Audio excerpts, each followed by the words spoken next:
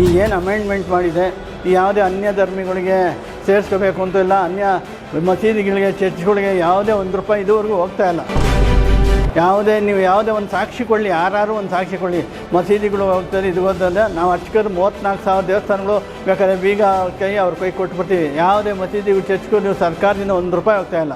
ಮೊನ್ನೆ ಸರ್ಕಾರದವರು ಒಂದು ಅಮೆಂಡ್ಮೆಂಟ್ ಮಾಡಿದ್ದಾರೆ, ಅದು 2011ರಲ್ಲೇ ಬಂದಿತ್ತು. ಈಗ ಕೆಲವೆಲ್ಲ ಸಾಮಾನ್ಯ ಸಂಗ್ರಹಣಾ ನಿಧಿ ಅಂತ ಅಂದ್ಬಿಟ್ಟು ಎ ಗ್ರೇಡ್ ಬಿ ಗ್ರೇಡ್ ದೇವಸ್ಥಾನಗಳಿಂದ ತಗೋತಾಯಿದ್ರು. ಸುಮಾರು 2023ರಲ್ಲಿ ಒಂದು ಆದೇಶ ಮಾಡಿದ್ರು, ಅಕ್ಟೋಬರ್ ತಿಂಗಳಲ್ಲಿ. ಅವರು ನಮ್ಮ ಸಾವಿರಾರು ಜನ ಅರ್ಚಕರು ಸೇರಿಸಿ ಒಂದು ಮನವಿ ಮಾಡಿದ್ವಿ.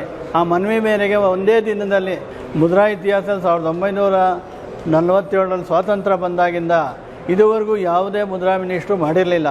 ಆದರೆ ನಮ್ಮ ರಾಮಲಿಂಗಾರೆಡ್ಡಿ ಸಾಹೇಬರು ಇವತ್ತು ಮನವಿ ಸ್ವೀಕರಿಸಿ ಸಭೆಯಲ್ಲಿ ಮಾನ್ಯ ದಿವಸನೇ ಆದೇಶ ಮಾಡಿ ಇತಿಹಾಸ ಸೃಷ್ಟಿ ಮಾಡಿದ್ದಾರೆ. ಈ ಯಾವುದೇ ಸರ್ಕಾರ ಯಾವುದೇ ಮುದ್ರಾ ಮಂತ್ರಿಗಳು ಕೊಡ್ತಾ ಇರಲಿಲ್ಲ. ಈ ಸತಿ ರಾಮಲಿಂಗಾರೆಡ್ಡಿಯವರು ಯಾರು ನಮ್ಮ ಸಿ ವರ್ಗದ ದೇವಸ್ಥಾನಗಳು ಬೇರೆ ಸಾಮಾನ್ಯ ಸಂಗಣ ಬೇರೆ ಅವ್ರು ಕೊಡಬಾರ್ದು, ಇತರೆ ಖಾಸಗಿ ಅವ್ರು ಕೊಡಬಾರ್ದು ಅಂತ ಹೇಳ್ಬಿಟ್ಟು ಈ ಸಿ ವರ್ಗದ ಅರ್ಚಕರಿಗೆ ಮೀಸಲಿಡಬೇಕು ಅಂದ್ಬಿಟ್ಟು ಒಂದು ಆದೇಶ ಮಾಡಿ ರಾಜ್ಯ ಧಾರ್ಮಿಕ ಪರಿಷತ್ನಲ್ಲಿ ಅರ್ಚಕರ ಮಕ್ಕಳ ವಿದ್ಯಾಭ್ಯಾಸಕ್ಕೆ ಪ್ರೋತ್ಸಾಹಧನ, ಮರಣ ಹೊಂದಿದವರಿಗೆ 2 ಲಕ್ಷದಿಂದ 5 ಲಕ್ಷ, ಮತ್ತು ಕಾಶಿ ಯಾತ್ರೆಗೆ ಹೋಗೋದಕ್ಕೆ ನಾವು 100 ಜನ ಕೇಳಿದ್ವಿ, 1200 ಜನ ಮಾಡಿದ್ರು. ದಕ್ಷಿಣ ಭಾರತದ ಪುಣ್ಯಕ್ಷೇತ್ರಗಳಿಗೆ ಕೇಳಿದ್ವಿ, ಅದು ಕೊಡ್ತು. ಆದರೆ ಮತ್ತೊಂದು ಸತಿ ಏನು ಮಾಡ್ತಂದರೆ ಒಬ್ಬೊಬ್ಬರು ಹೋಗ್ತಾರೆ, ಏಜಾದ ವಯಸ್ಸಾದವರು, ಅವ್ರ ಸಹಾಯಕ್ಕೆ ಯಾರು ಬೇಕು ಅಂತ ಕುಟುಂಬದವ್ರನ್ನೊಬ್ಬರು ಮಾಡಿದ್ದ ಕೀರ್ತಿ ನಮ್ಮ ರಾಮಲಿಂಗಾರೆಡ್ಡಿಯವ್ರದ್ದು.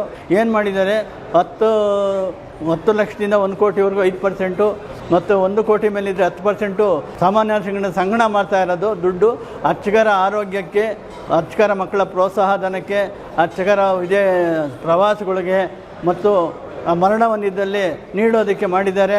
ಉಚಿತ ನೀರನ್ನು ವಿದ್ಯುತ್ ಇರ್ಬೋದು. ಈ ರೀತಿ ನಮಗೆ ಅನೇಕ ರೀತಿ ಇದುವರೆಗೂ ಇತಿಹಾಸದಲ್ಲೇ ಯಾರೂ ಮಾಡಿರ್ತಕ್ಕಂಥ ಆದೇಶಗಳನ್ನು ರಾಮಲಿಂಗಾರೆಡ್ಡಿಯವರು ನಾವು ಪದೇ ಪದೇ ಹೇಳ್ತಾ ಇದ್ದೀವಿ.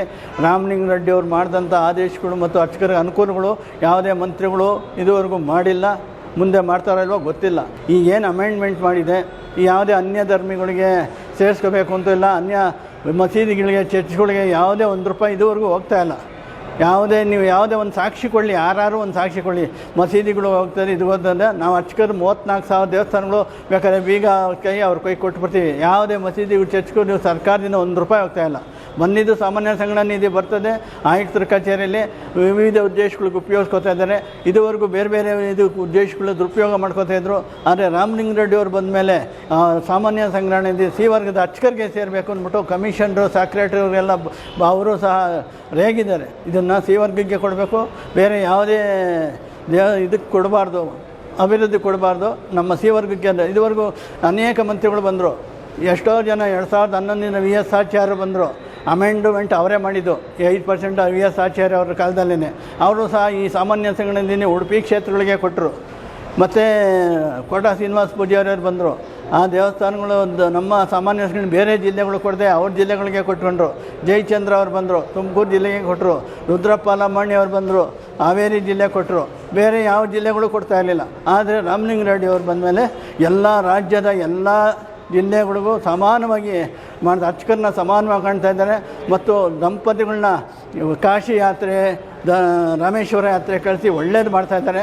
ಈ ಅಮೆಂಡ್ಮೆಂಟಿಂದ ನಮ್ಮ ಅರ್ಚಕರಿಗೆ ಯಾವುದೇ ತೊಂದರೆ ಇಲ್ಲ, ದೇವಸ್ಥಾನಗಳು ಯಾವುದೇ ತೊಂದರೆ ಇಲ್ಲ, ಒಳ್ಳೆ ಕೆಲಸ ಮಾಡ್ತಾಯಿದ್ದಾರೆ.